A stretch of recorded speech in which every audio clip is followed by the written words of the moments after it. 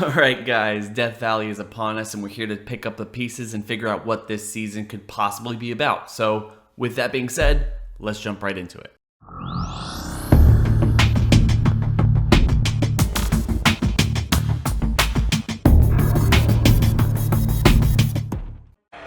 Let's get the first question out of the way. Yes, it's all true.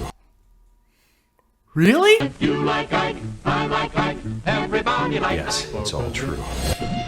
Our world is dying. We need to create something better. Okay, so all joking aside, this episode looks pretty intense for the most part. Our world is dying. We need to create something better. We won't wait forever for your answer.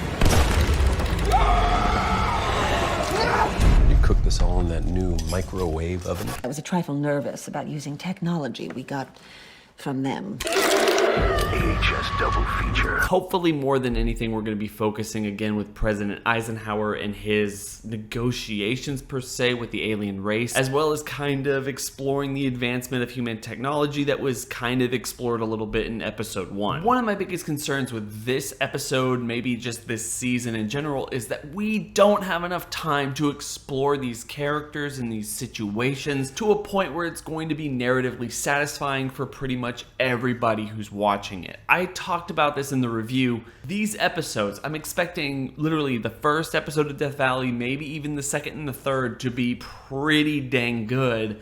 But at the same time, you're going to get into episode 10 of the season, episode 4 of Death Valley, and you're going to run into the same old problems with American Horror Story. They are going to drop the ball. The thing about this episode, the thing I'm really hoping they focus on more than anything, is that these characters, especially the ones in 1950, are going to be dealing with a lot of stress about the interactions with the aliens, what they have to decide, and everything related to that perspective. I would love to take an entire episode to deal with President Eisenhower's conundrum, where he has to figure out exactly what to do with the aliens, how to interact with them, how to save his country, how to push mankind forward into the future based off of everything that we're seeing here, with the shots of him grappling about the future, the little joke that his wife doesn't want to use a microwave of all things because it's some kind of technology that we got from the aliens, thus subtly affirming the kind of conspiracy theory level kind of concept that was introduced in episode 1, where the technological advancement of humankind over the last 50, 60, even 70 years has been so astronomically outside of the realm of possibility that the only way to explain it is with extraterrestrial influence, because we just simply couldn't do this on our own. We'll take Ike to Washington. We'll take Ike to Washington.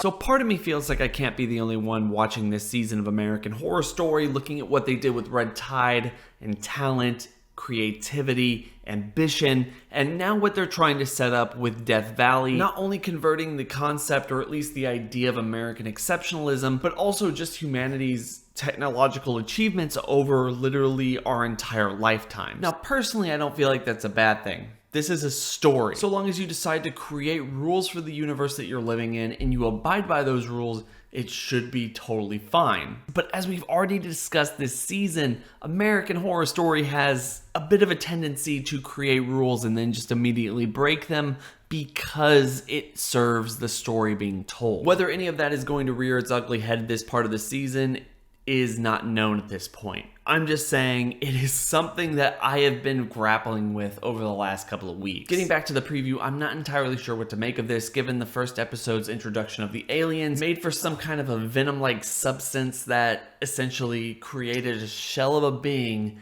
and just kind of lived in there. I don't know what this means for the imagery that we're seeing with the aliens in this preview.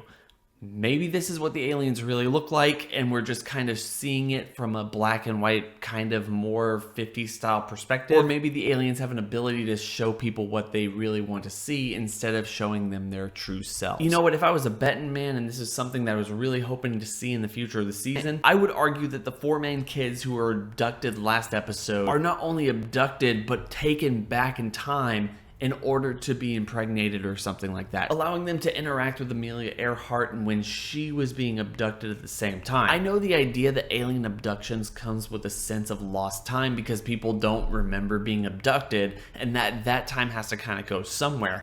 But I feel like we can play around with that a lot more this season because we don't exactly know what the aliens are capable of.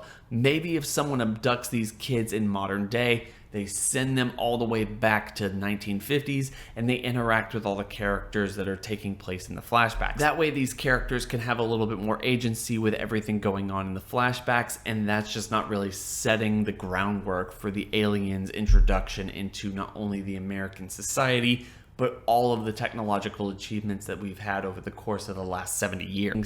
Anyway, with all that being said, I want everyone to go into the comment section and share your thoughts and opinions with everything that we talked about here in the video, as well as anything that you are expecting from the next episode of American Horror Story. I hope everyone's having a fantastic day. It's been real.